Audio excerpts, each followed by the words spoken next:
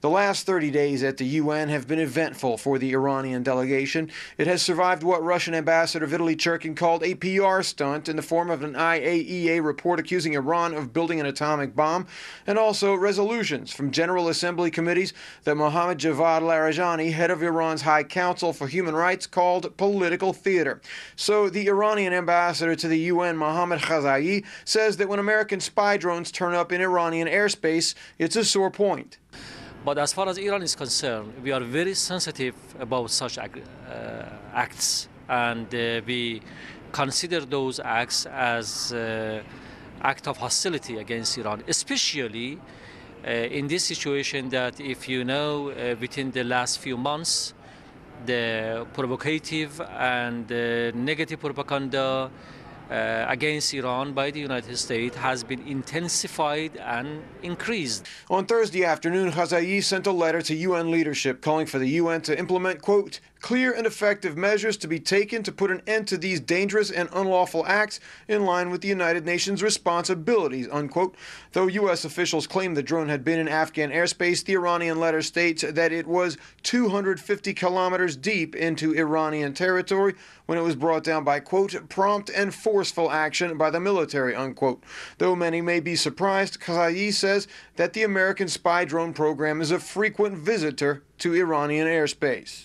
This is not the only time that you are witnessing such kind of violations against our airspace. And as I mentioned in my letter, even in 2008 and 2009, we sent a strong protest and letter to the United States government about this one. It happens against Iran, it happens against other countries, especially by the presence of the United States military forces in the region, so you can hear the same complaint from other countries as well. Pakistani civilians are often killed by erroneous American drone strikes, and UN officials have called Israel's near-daily drone flights over Lebanon a violation of Lebanon's sovereignty. The BRIC countries, Brazil, Russia, India, and China, issued a statement through Russian Ambassador Vitaly Churkin on Wednesday simply calling for negotiations, no sanctions on Syria, and no sanctions or military action on Iran. So with that note and others, there does seem to be a swell of support for Iran here in the General Assembly, especially in the wake of the capture of that American spy drone.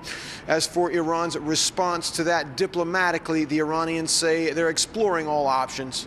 At the moment, we are considering every possibility about how to react on this one. Here at the United Nations, in Iran, of course, authorities are taking the issue very seriously, but here we are considering all the options and possibilities to see what we have to do in near future.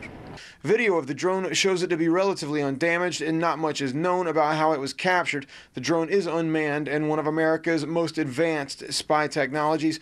No one was reported hurt in its seizure. Hank Flynn, Press TV, New York.